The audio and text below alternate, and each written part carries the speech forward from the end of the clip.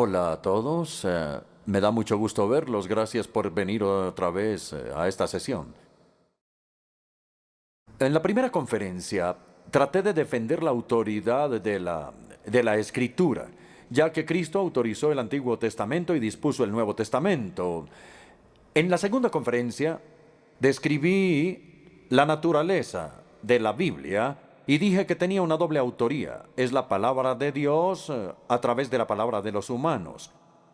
En la tercera conferencia, que es la de hoy, voy a hablar de la interpretación de la Escritura. Hay muchas personas que dicen, y de hecho me lo han dicho de vez en cuando a mí, que uno puede enseñar o hacer que la Biblia enseñe lo que uno desee. Cuando ellos dicen eso delante de mí, para sorpresa de ellos, yo estoy de acuerdo con ellos. Yo digo, es verdad, tienen razón, se puede hacer que la Biblia enseñe lo que uno quiera, siempre y cuando uno no tenga escrúpulos para nada. Pero si se es escrupuloso en la utilización de los principios de la interpretación bíblica, se darán cuenta de que uno no controla la Escritura, sino ella a uno. Entonces, en esta noche les traigo 3 principios básicos que son tan sencillos como magníficos de captar. No son arbitrarios. Surgen, lógicamente, del tipo de libro que es la Biblia y del tipo de Dios que la Biblia describe o declara ella que es. Entonces, los 3 principios dependen de la afirmación cristiana básica de que Dios ha hablado. Los ídolos, como están muertos, no hablan, pero el Dios vivo y verdadero ha hablado. Aquí están los 3 principios, ustedes los tienen ahí en su resumen. 1. Dios habló para ser entendido. Esto es lo que yo llamo el principio de la simplicidad. 2. Dios habló en contextos precisos y particulares. Yo lo llamo el principio de la historia. Y en tercer lugar, Dios habló sin contradecirse a sí mismo. A esto llamo yo el principio de la armonía. Y espero que logremos recordar estos 3 principios y utilizarlos en nuestro estudio bíblico y en nuestra lectura bíblica. En primer lugar, Dios habló para ser entendido. Sin lugar a dudas, este es un principio bastante elemental, pero a la vez considero yo que es también muy importante, porque el Dios en el que creemos es luz, y en Él no hay jamás tinieblas. En otras palabras, Él se deleita en revelarse a sí mismo. Él no se esconde en las sombras. Él es luz y en Él jamás hay tinieblas. Entonces podemos decir que la naturaleza de Dios es revelarse a sí mismo, como la naturaleza de la luz es brillar. La luz brilla, Dios habla. Y Él no solo es comunicativo por naturaleza, sino que se comunica a través del lenguaje. Sé que estamos de acuerdo cuando digo que el propósito del lenguaje humano es la comunicación inteligible. Hablamos cuando tenemos algo que decir y queremos comunicarlo. Por supuesto, yo sé que algunas personas son habladoras compulsivas y que siguen hablando mucho después de que han dicho lo que quieren decir, pero yo creo que es la minoría. La mayoría de nosotros hablamos cuando tenemos algo que decir y algo que comunicar. Por eso dice la Biblia, tu palabra es una lámpara a mis pies, es una luz en mi sendero. Esta convicción fundamental de que Dios habló para ser entendido. Y esto es algo indispensable. Cuando usted y yo nos acercamos a la Escritura para leerla y estudiarla, la Biblia no está perdida en la niebla, en miasma o en bruma. La Biblia no es un libro de adivinanzas y acertijos. La intención de Dios es iluminarnos y no confundirnos. Y tenemos que tener esa confianza cuando nos acercamos a la Escritura. Esto es lo que los reformadores del siglo XVI querían decir cuando hablaron de la perspicuidad en la Escritura. Fue la palabra que utilizaron para hablar de la transparencia de la Escritura. Perspic es a través, ver a través o transparente. La Escritura tiene una cualidad luminosa. Es verdad que no todo lo que está en la Biblia es fácil de entender. Después de todo, si ustedes recuerdan, el apóstol Pedro escribió en su segunda carta que para él algunas cosas que aparecían en las cartas de Pablo eran difíciles de entender. Y si un apóstol no podía siempre entender a otro apóstol, entonces no sería muy humilde decir que nosotros sí podemos entender todo. Pero lo que los reformadores querían decir con la perspicuidad de la Escritura es que el mensaje central de la Escritura es plano, es decir, la salvación solo por gracia, a través de la sola fe, solamente en Cristo. El camino de la salvación es bastante claro, incluso para que la persona menos educada, aún el niño más pequeño, lo entienda. Entonces, nuestro primer principio es el principio de la simplicidad. Y al leer buscamos el significado llano, natural y obvio del texto en cuestión.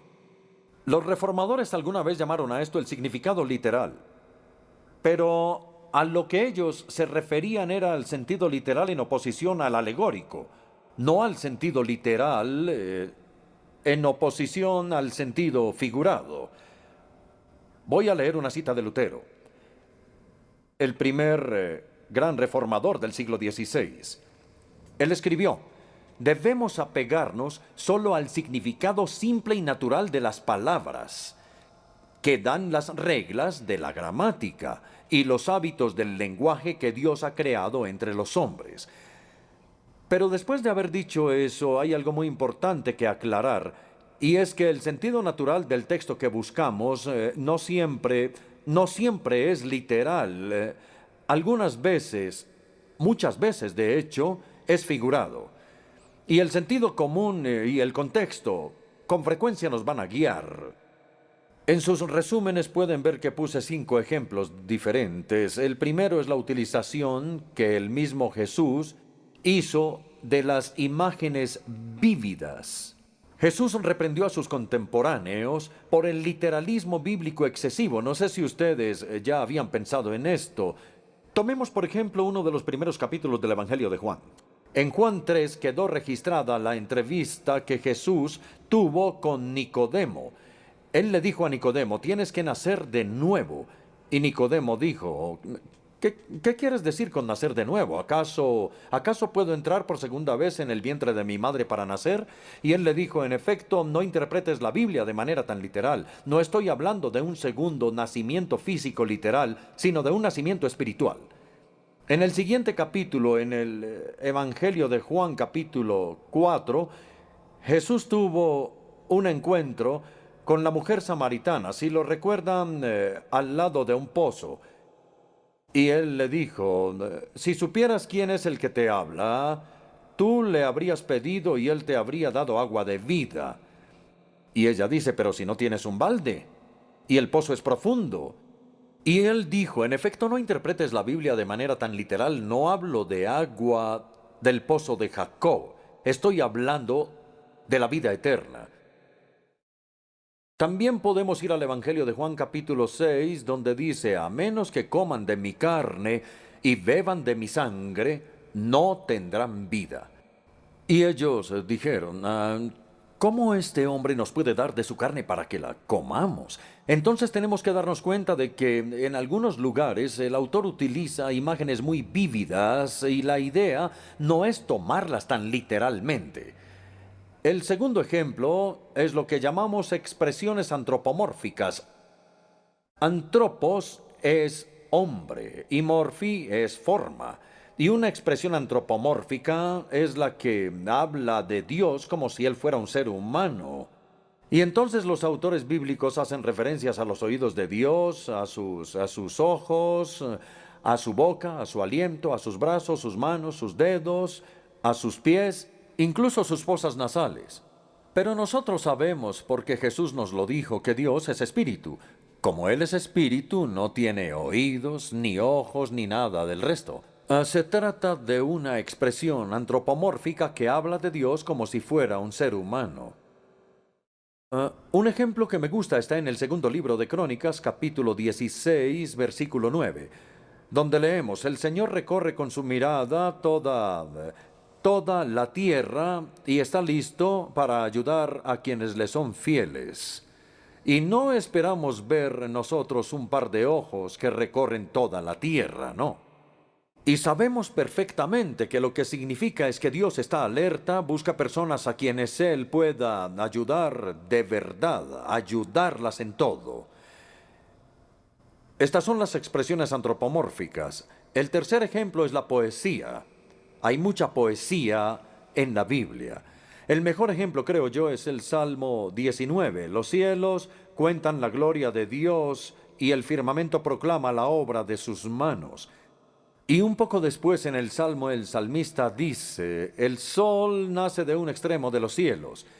Eso no nos obliga a tener una perspectiva precopérnica del universo, sino que en 3 versículos sucesivos del Salmo 19, el sol es comparado con alguien que mora en una carpa, que mora en el tabernáculo, con el novio que sale de la cámara nupcial y con un atleta que está recorriendo el cielo. Y cuando en 3 versículos el sol es comparado con alguien que mora en una carpa, con un novio y con un atleta, uno no sabe que no es prosa, eso es poesía. Nuevamente es un lenguaje figurado y no es una declaración científica. Así que estemos preparados para encontrarnos con pasajes de la Escritura que son poéticos. El siguiente ejemplo, el número 4, es el libro de la Revelación, el Apocalipsis, que es el último libro de la Biblia. Este libro está lleno de imágenes más extrañas y maravillosas aún, con dragones y el cordero y el resto. Y en el capítulo 7, el Apocalipsis 7, versículos 9 y siguientes, leemos aquí sobre la multitud, que es tan grande que nadie puede contar la multitud de los santos redimidos que estaban con túnicas blancas. Y Juan le pregunta al ángel que le está interpretando quiénes son los que están vestidos de blanco. Y el ángel responde, ellos son los que han lavado y blanqueado sus túnicas en la sangre del cordero. Bueno, yo confieso que nunca he intentado lavar mi ropa en la sangre de un cordero. Eso es un concepto bien extraño. E incluso si intentáramos hacerlo, sabríamos que la ropa no quedaría blanca. De modo que es un ejemplo y nosotros sabemos exactamente lo que quería decir, que los redimidos que estaban frente al trono de Dios son aquellos que han venido a la cruz, donde la sangre del cordero fue derramada, y pusieron su confianza en Cristo como su Salvador y como resultado han sido limpiados para poder entrar a su presencia. El quinto ejemplo es un poco más controvertido. Voy a tratar de mostrarlo. Es lo que yo llamo la cuestión de la perspectiva desde la cual los autores bíblicos están mirando. Los autores bíblicos registraron varias cosas desde el punto de vista ordinario del observador. Nosotros hacemos lo mismo. Muchas veces decimos que el sol sale por el oriente y se pone por el occidente, pero sabemos que eso no es cierto. El sol está quieto y es la tierra la que se mueve en realidad. Pero utilizamos este lenguaje porque es lo que el observador ve y piensa. Y la Biblia con frecuencia hace lo mismo. Esto nos da luz, y esto es algo que es más controvertido aún. Nos da luz sobre la utilización de palabras como cada y todo. Déjenme argumentar que esas palabras no deben ser necesariamente entendidas en un sentido absoluto, cada y todo, porque algunas veces pueden ser utilizadas de una manera que es relativa para el narrador. Yo en lo personal pienso que esto se aplica al diluvio del Génesis. En Génesis 7, versículo 19 dice, y todos los montes altos que había debajo de los cielos fueron cubiertos. Esto querría decir que hubo un diluvio universal. He leído el libro que se llama El Diluvio Universal, y ese es el argumento, porque como la Biblia lo dice, seguramente fue universal. Desde mi punto de vista, son los científicos los que tienen que decir qué tan universal o qué tanto se extendió ese diluvio.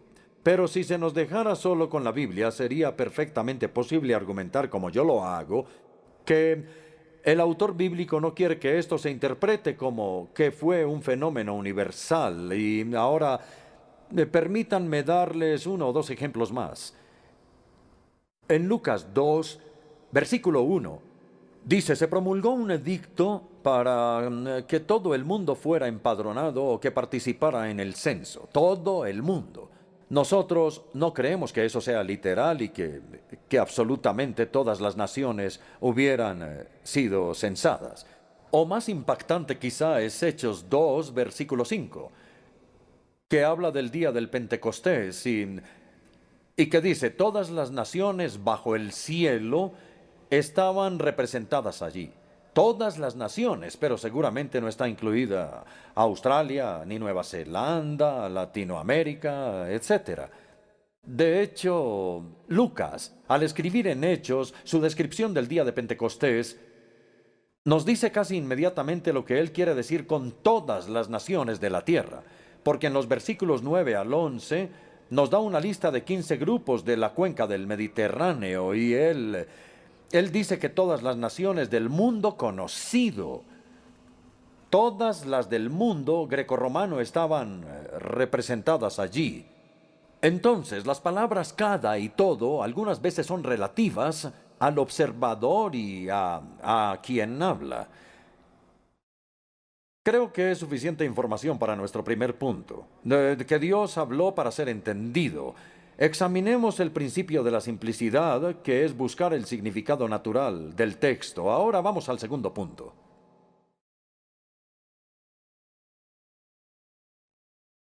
Dios habló en contextos particulares y precisos. Y yo llamo a esto el principio de la historia.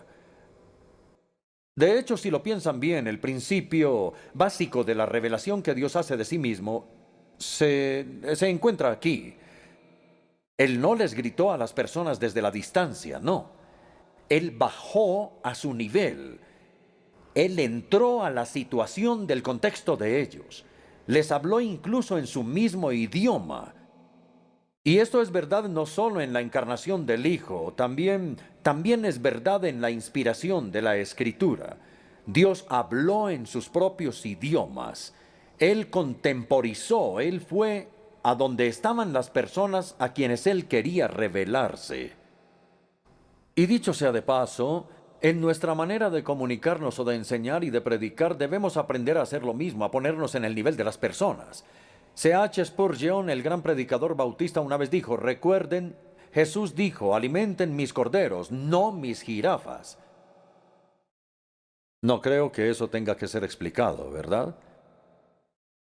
Si el principio 1 es el principio de la simplicidad, donde buscamos el significado natural del texto, el principio número 2 es el principio de la historia, donde buscamos el significado original del texto. ¿Qué era lo que el autor quería enseñar? ¿Y cómo lo habrían entendido los primeros que escucharon su mensaje? Hay un profesor de la Universidad de Virginia en Estados Unidos que se llama Ed Hirsch. Hirsch, profesor Hirsch. Él escribió un libro muy importante hace algún tiempo que ahora debe de ser emérito y se llama La validez en la interpretación. En ese libro, Hirsch afirma el principio vital que espero ayudarles a recordar. Un texto significa lo que su autor quiso decir. Un texto significa lo que su autor quiso decir. En otras palabras, es el autor del texto el que establece su significado. Y aquí no compartimos la opinión de los teólogos existencialistas como Rudolf Bultmann, de quien habrán oído ustedes hablar. Bultmann decía, no, un texto significa lo que significa para mí. Lo que signifique para usted y para usted y para usted es totalmente distinto. Pero nosotros decimos, un texto no significa lo que significa para mí de manera subjetiva, no, significa lo que su autor quiso decir. Las perspectivas posmodernas en los círculos universitarios dicen que el texto está en la frase que utilizan, que el texto es infinitamente interpretable. Es decir, que tiene tantos significados como lectores hay. Pero nosotros decimos, no, no es así, puede ser infinitamente aplicable, pero no es infinitamente interpretable. Por el contrario, el significado de un texto es establecido por el autor que lo escribió. El texto significa lo que el autor quiso decir. Entonces nuestra responsabilidad es preguntarnos qué quería decir el autor cuando escribió esto. Qué era lo que él quería decir? ¿Cómo quería que entendiéramos lo que escribió, etcétera, etcétera? Ahora bien, es en esta conexión que tenemos que reconocer la importante diferencia entre la eisegesis y la exégesis. Quiero hablar por unos momentos sobre la gran locura de la eisegesis, que es leer en el texto lo que no está ahí. Porque el mayor error que podemos cometer al interpretar la escritura es importar en el texto ideas ajenas de una generación posterior. Leemos nuestros pensamientos del siglo XXI en la mente de los autores bíblicos y afirmamos que ellos patrocinan nuestras opiniones. Eso es algo que no debemos hacer, pero creo que es muy común. Y este es el significado de eisegesis, leer en el texto lo que queremos encontrar en él. Mientras que la exégesis trata de sacar del texto lo que está en él, la eisegesis trata de meter allí lo que no está, sino lo que uno quisiera encontrar allí, pero no está. Un ejemplo es la imagen de Jesús. Un estudioso de Harvard llamado H.J. Cadbury hace algunos años escribió un libro llamado El peligro de modernizar a Jesús. Él reconocía allí que está perfectamente bien el hecho de presentar a Jesús a nuestros contemporáneos en una manera con la que ellos se identifiquen. Queremos presentarles a ellos a un Jesús que está vivo y es real. Y está bien que lo hagamos siempre y cuando no lo hagamos a costa de la autenticidad de Jesús. De modo que no debemos reconstruirlo a Él a nuestra imagen. Permítanme darles algunos ejemplos. Está Jesús el asceta. Al principio de la era cristiana, es comparado con Juan el Bautista, que tenía un abrigo de pelo de camello y casi siempre, creo yo, andaba descalzo y solía comer langosta con miel silvestre. Pero Jesús no era así. A Jesús incluso lo llamaron glotón y bebedor de vino. Entonces Jesús el asceta no es el auténtico Jesús. Ha sido reconstruido a nuestra imagen tal como lo deseamos. O tomemos un ejemplo más moderno, Jesús el revolucionario, Jesús el Che Guevara, pero el Che de hoy. El guerrillero urbano o rural y con ojos destellantes y barba negra. Pero de nuevo Jesús no era un revolucionario, no es una verdadera imagen de él. En nuestra propia época está Jesús el payaso, en el musical gospel, y Jesucristo superestrella, que en algún momento pensó que sabía quién era, pero luego, especialmente en el jardín de Getsemaní, ya no estaba seguro de su propia identidad. Entonces cantaba: antes estaba inspirado, pero ahora estoy triste y cansado. Luego tenemos a Jesús, el fundador de la empresa moderna. ¿Han oído hablar de él? Bueno, fue un libro escrito por un hombre llamado Bruce Barton en Estados Unidos. Este hombre era un publicista de Madison Avenue y escribió un libro sobre Jesús y trató de demostrar que todos los principios de la empresa moderna se encontraban en las enseñanzas de este joven judío, como él decía. Pero él decía hacia el final del libro: ¿no saben lo que Jesús dijo cuando era joven? ¿No? Dijo: ¿acaso no saben que en los negocios de mi padre me es necesario estar? Hay varias de esas imágenes que nos gustan y es comprensible, pero debemos evitar eso. Debemos estar seguros de que nuestra misión de presentar a Jesús a nuestros contemporáneos no no perdamos su autenticidad. Voy a continuar. Vamos al punto B, que se llama la disciplina de la exégesis. La exégesis bíblica en el principio de la historia es la disciplina que requiere tanto integridad para rehusarnos a torcer la escritura, como sensibilidad para utilizar nuestra imaginación para recrear la situación en la que los autores bíblicos se encontraron. Tenemos que luchar por librar a nuestra mente de la perspectiva moderna y de las presuposiciones modernas. Tenemos que meternos en la situación de los autores bíblicos. Tenemos que recrear su contexto histórico y entender su idioma como ellos lo usaron y como los oyentes debieron haberlo entendido. Todo eso es la disciplina de la exégesis. Calvino lo dijo de una manera hermosa. Yo creo que Calvino es el mejor expositor bíblico que Dios le ha dado a la Iglesia.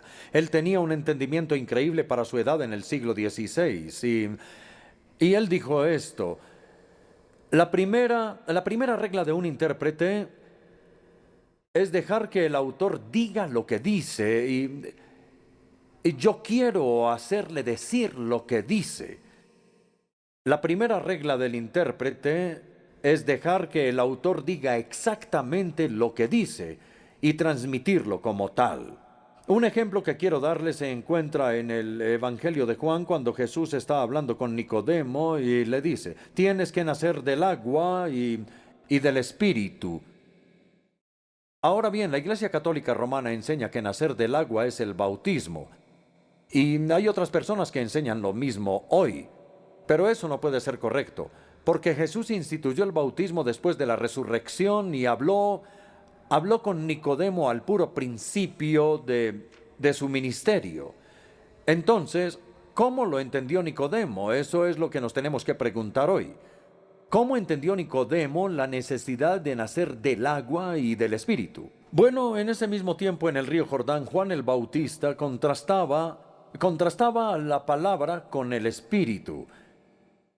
Él dijo: yo bautizo con agua, Él los bautizará con el Espíritu Santo. Y luego Jesús dijo: bueno, a menos que tengan ambos, a menos que vayan a donde Juan el Bautista para arrepentimiento y perdón de pecados, no pueden luego venir a mí y nacer del Espíritu.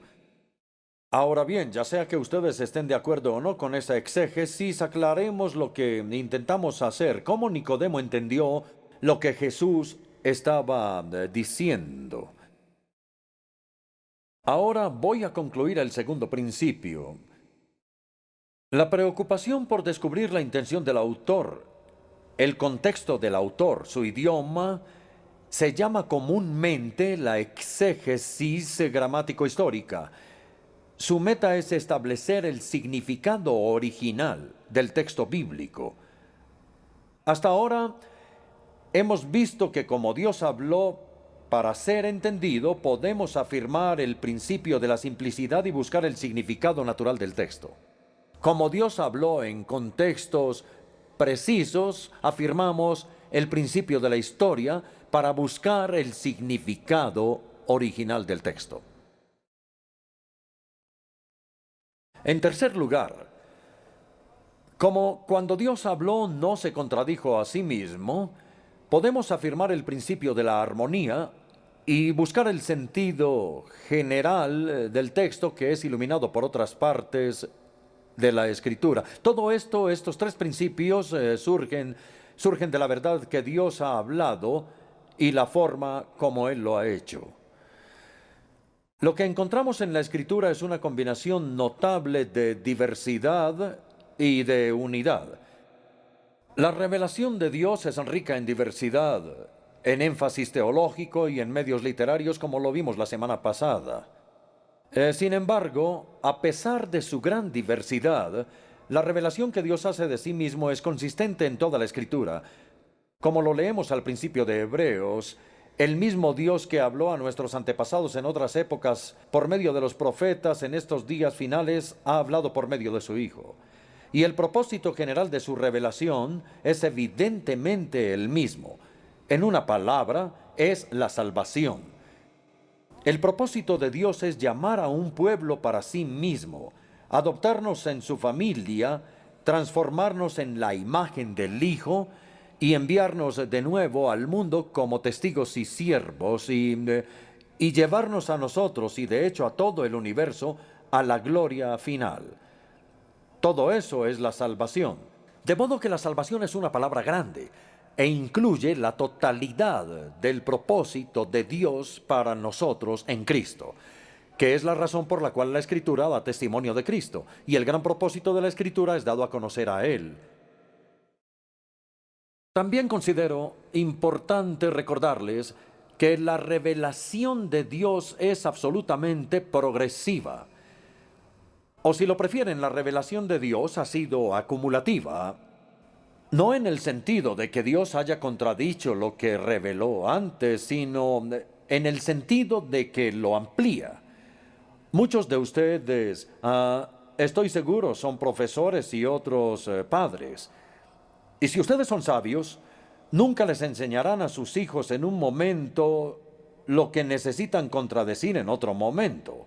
Si ustedes hacen eso, pierden su credibilidad como profesores. Tomemos la Trinidad.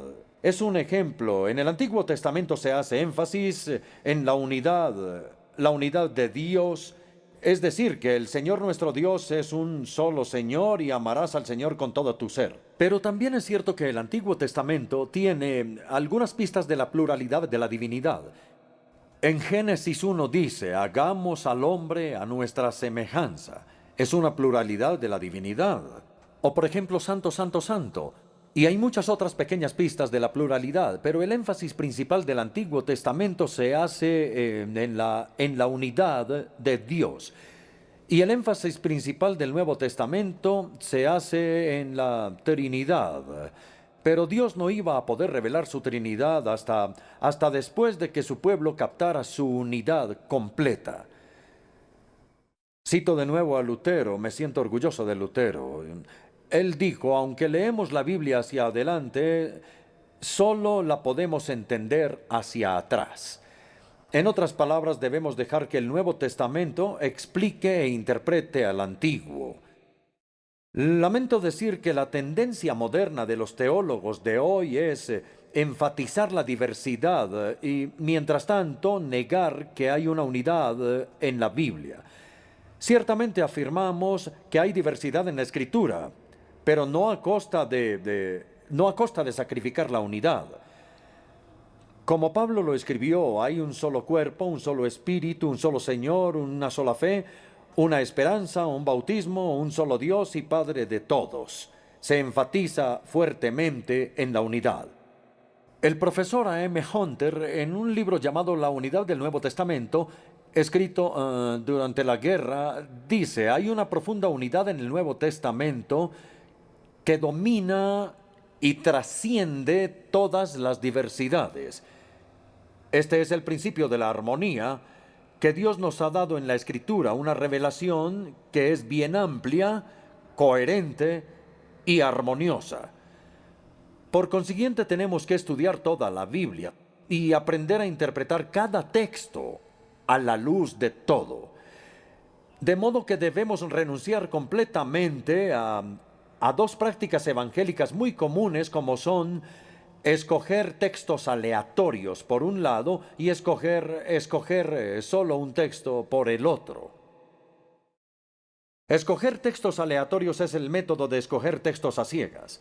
Me imagino que saben la historia del joven que tenía un gran problema y necesitaba la guía de Dios. Entonces abrió la Biblia al azar, luego llegó al pasaje de cuando Judas fue y se colgó. Y como esto no fue muy alentador, volvió a abrir la Biblia y leyó lo siguiente: lo que has de hacer, hazlo rápido. Y así sucedió. Tratemos de no tomar textos aleatoriamente. Recordemos que nuestros ancestros tenían algo que ellos llamaban cajitas de promesas. Era una pequeña caja en la que había pequeños pergaminos que tenían escritas diferentes promesas bíblicas, y luego el pergamino era enrollado y atado con una pequeña cinta de colores. Y cuando ellos necesitaban orientación, entonces cerraban los ojos y sacaban una promesa de la cajita de promesas. No tengo duda alguna de que Dios puede guiarnos de esa manera. No vamos a limitar a Dios, no. Pero no es la manera normal como Dios guía a su pueblo. La Escritura no es una antología de frases no relacionadas. No, esto no sería coherente. No seleccionemos textos al azar, ni tampoco nos concentremos en un solo texto. Centrarse en un solo texto es imaginarse que un asunto puede ser resuelto citando solo un texto, y no es así. Algunas veces, sin lugar a dudas, puede ser así, pero la revelación de Dios sobre cualquier tema es mucho más amplia que lo que se puede deducir de un texto. Debemos conocer toda la Biblia para que podamos dejar que la Escritura interprete la Escritura. De allí la necesidad de este estudio completo y de esta completa exposición en el altar. Entonces, en contraste con estas dos prácticas de las que tenemos que arrepentirnos, hay dos responsabilidades correspondientes. Debemos aprender a sintetizar y a armonizar. Sintetizar es combinar partes separadas en un solo todo. Un cristianismo muy popularizado surge cuando hay un uso selectivo de textos. Por ejemplo, nunca vamos a desarrollar una perspectiva bíblica equilibrada sobre el ser humano si nos centramos en la perversión del ser humano. Yo creo en la perversión total, si entienden su significado. Pero uno no llega a entender a los seres humanos si solamente se centra en eso. Porque hay otros pasajes de la Biblia que hablan de su dignidad. Tenemos que aprender a equilibrar la dignidad del ser humano hecho a la imagen de Dios y su perversión que está bajo el juicio de Dios, y no dejarla una sin la otra. O nuevamente, nunca vamos a desarrollar una perspectiva bíblica equilibrada del Estado si nos centramos exclusivamente en Romanos 13, donde se dice que el Estado está al servicio de Dios. Tenemos que ir también a Apocalipsis 13, en donde el Estado se convierte en el aliado del demonio. Ustedes pueden ver que necesitamos ambas perspectivas, no la una sin la otra. Tenemos que aprender a sintetizar la enseñanza de la Escritura y luego tenemos que aprender a armonizar, a permitir que la Escritura se explique a sí misma. Con frecuencia se dice que la Biblia está llena de contradicciones, y ciertamente hay pasajes que son difíciles de entender porque parece haber bastantes y variadas discrepancias. Pero es posible manejar esto de una manera que sea compatible con la integridad intelectual. Porque si creemos como lo hacemos, con un fundamento sólido en la inspiración y el origen divino de la Escritura, entonces vamos a ser sabios si no la acusamos prematuramente de estar errada y si no la manipulamos para encontrar una unidad artificial.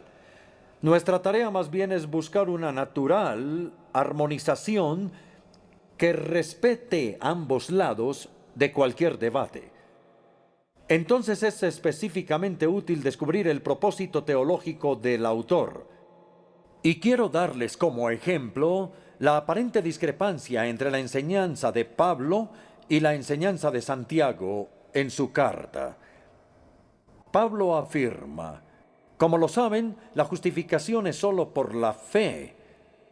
Santiago afirma que somos justificados por las obras y no por la fe solamente. Y por eso Lutero rechazó a Santiago en el canon y dijo que era una epístola de paja. ¿Cuál es el propósito de Santiago y cuál el de Pablo? Esta es la pregunta que tenemos que hacernos para permitir una armonización. Pablo y Santiago estaban respondiendo a dos desviaciones teológicas distintas. Tenían oponentes diferentes en mente. Pablo se oponía a los judaizantes, y los judaizantes decían que la justificación es por las obras. Santiago se oponía a los intelectualizantes, que enseñaban que la justificación era por una ortodoxia aparente. A los judaizantes Pablo les dijo, la justificación no es por las obras, sino solo por fe. A los intelectualizantes Santiago les dijo, no es por una fe infértil, sino por una fe viva que hace obras. Entonces ambos apóstoles aclararon la naturaleza de una fe auténtica, es decir, que hay una confianza viva que se traduce en buenas obras. En Santiago 2, versículo 18 dice, yo te mostraré la fe por mis obras. Mientras que en Gálatas 5:8 leemos una frase de Pablo que dice, la fe obra a través del amor. Así que como ven, ambos pensaban que una fe auténtica hace obras, pero Pablo hace énfasis en la fe que se traduce en obras, mientras Santiago hace énfasis en las obras que vienen de la fe. Espero que esto esté lo suficientemente claro porque es muy importante. Así que cuando la armonización no es posible y cuando la discrepancia insiste en permanecer, me parece que es más sabio, es más cristiano confesar nuestra ignorancia que acusar a los autores bíblicos de inexactitudes. Ahora resumiré el tercer principio. La Escritura es un coherente y orgánico todo. Por eso la llamamos la palabra de Dios. La Escritura salió de una mente y de una boca, aunque la verdad tuvo la intervención de muchas mentes y muchas bocas. Fue el tema de la semana pasada. Debido a la doble autoría de la Escritura, esperaríamos a priori una combinación de diversidad y de unidad. Diversidad debido a los muchos autores humanos y unidad debido al único autor divino. Y eso es exactamente lo que Dios ha dado. Ahora concluyo. La base para que creamos en la autoridad de la Escritura es nuestra convicción de que Dios ha hablado. La base para nuestra interpretación de la Escritura es nuestra convicción de por qué y cómo ha hablado. Como Dios habló primero para ser entendido, podemos afirmar el principio de la simplicidad y buscar el significado plano, obvio, natural y sentido del texto. En segundo lugar, como Dios ha hablado en contextos precisos y particulares, podemos afirmar el principio de la historia. Y buscamos el sentido original como los escritores pretendían que lo entendiéramos. Y en tercer lugar, como Dios dio un mensaje coherente, sin contradecirse a sí mismo, podemos afirmar el principio de la armonía y buscar el sentido general, que es el sentido por otros pasajes de la Escritura. Ahora bien, cuando uno reflexiona en esto, no son principios arbitrarios, no los imponemos de manera artificial en el texto. No, ellos surgen de una manera natural y lógica del tipo de Dios que Él es, que ha hablado, y del tipo de palabra que Él ha hablado. Esa palabra es sencilla, contextualizada y coherente. Que Dios nos ayude en la interpretación de su preciosa palabra.